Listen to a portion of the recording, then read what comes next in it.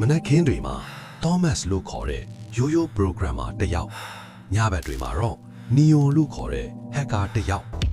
ဒီနေ့မှာတော့ Follow the White Rabbit ဆိုတဲ့စမ်းကြဲတဲ့စာရိုးတစ်ခုကိုလက်ခံရရှိပြီးနောက်အဖြေရှာဖို့အတွက်တက်တူးထိုးထားတဲ့အမျိုးသမီးနောက်ကိုသူလိုက်သွားခဲ့ပါတယ်။ဇူညာလက်ကလပ်တစ်ခုမှာနမည်ကျော် hacker ချစ်တဲ့ Jesse နဲ့စုံတွေ့ခဲ့ပါတယ်။သူမက Neo သိချင်နေတဲ့အဖြေတွေဟာအန်ဒီရဲ့များလာပြီးသူ့ကိုစောင့်ကြည့်နေကြတယ်လို့သတိပေးခဲ့ပါတယ်။မကြခင်မှာပဲသူဟာလျှို့ဝှက်ခေါင်းဆောင် Morpheus နဲ့တွေ့ဆုံခွင့်ရခဲ့ပါတယ်။ Morpheus ကNeo ထင်နေတဲ့ဒီကဘာကြီးဟာအမှန်တကယ်တော့မူသားတွေနဲ့ဖုံးကွယ်ထားတဲ့အရာတစ်ခုလို့ရှင်းပြပါတယ်။ဒီမှာတင်ရွေးချယ်မှုတစ်ခုလုပ်ရပါတော့မယ်။ဈေးပြအပြားကိုတောက်ပြီးအိယာကနိုးရင်ပုံမှန်အတိုင်းပြန်နေနိုင်မယ်။ဈေးပြအနီးကိုရွေးရင်တော့အမှန်တရားရဲ့ယုံတွင်းဟာဘလောက်နှက်လဲဆိုတာသိရပါလိမ့်မယ်။ You have to choose, Neo. The blue pill or the red pill. It's your choice. Neo ဟာအမှန်တရားကိုသိဖို့ဈေးပြအနီးကိုရွေးချယ်လိုက်ပါတယ်။ရုတ်တရက်ဆိုလို့လေသူပတ်ဝန်းကျင်က digital ကဘာကြီးဟာကြေမွပျက်စီးပြီးအရေးပြိုကျသွားပါတော့တယ်။သူပြန်နိုးလာတဲ့အချိန်မှာတော့ထိလိုက်စရာအမှန်တရားကိုတွေ့လိုက်ရပါတယ်။လူသားတွေဟာစိတ်ရုပ်တွေအတွက်စွမ်းအင်ထူပေးတဲ့ battery တွေအဖြစ်မွေးမြူခြင်းခံထားရတာပါ။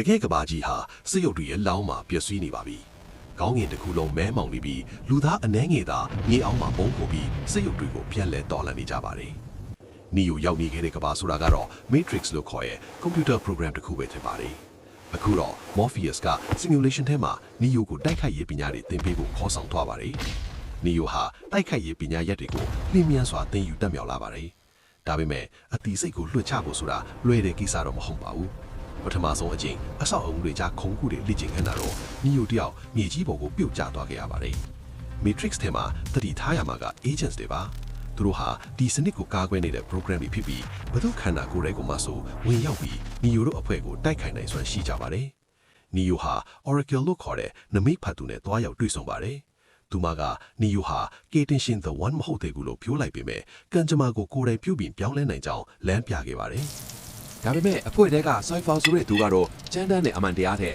Matrix တဲကအတူပြောင်စည်းစိမ်ကိုပုံမှန်မောင်းပြီးသူတို့ကိုသစ္စာဖောက်က agents တွေနဲ့ပူးပေါင်းလိုက်ပါတယ်။သစ္စာဖောက်မှုကြောင့် Morpheus ဟာရန်သူလက်ထဲဖမ်းဆီးခံလိုက်ရပါတယ်။ agents တွေဟာလူသားတွေရဲ့နောက်ဆုံးခိုလုံရဇာယောင်ရဲ့လီဝတ်ကိုတွေကိုရဖို့အတွက် Morpheus ကိုနှိပ်စက်မေးမြန်းมาတော့တယ်။ Morpheus ကိုကယ်တင်ဖို့အတွက် Neo နဲ့ Jesse တို့နှစ်ယောက်ထဲ Matrix ထဲကိုပြန်ဝင်ခဲ့ကြပါတယ်။လုံခြုံရေးအများပြားချထားတဲ့အဆောက်အဦကိုဝင်ရောက်စီးနှင်းပြီးအကျိတ်အနယ်ဖိခတ်တိုက်ခိုက်ကြပါတယ်။ခေါင်းမူးပေါ်ကတိုက်ပွဲမှာတော့ Neo ဟာတာမန်လူတွေမလုံနိုင်တဲ့အမြန်နှုံးနဲ့ကြီးစံတွေကိုရှောင်တိန်ရင်းသူဟာရွေးချယ်ခံရသူ The One ဖြစ်လာနိုင်တယ်ဆိုတဲ့အရေးအယောင်တွေစတင်ပြသလာပါတယ်။နောက်ဆုံးမှာတော့ Husky ဟာရင်ပြက်ကြပြီးပောက်ကွဲသွားတဲ့စက္ကန့်ပိုင်းလေးအတွင်းမှာလည်းသူတို့ဟာ Morpheus ကိုစွန့်စွန့်စားစားနဲ့အောင်မြင်စွာကယ်ထုတ်နိုင်ခဲ့ပါတယ်။ထုတ်ပေါက်ရောက်ခါနီးမှာ Neo ဟာထုတ်မပြေတော့ပဲ Agent Smith နဲ့ရှင်းပြိုင်တိုက်ခိုက်ဖို့ဆုံးဖြတ်လိုက်ပါတယ်။ဒါဟာစက်ရုပ်တွေကိုအနိုင်ယူနိုင်စွမ်းရှိတယ်ဆိုတဲ့သူ့ရဲ့ယုံကြည်မှုကိုပြသလိုက်တာပါ။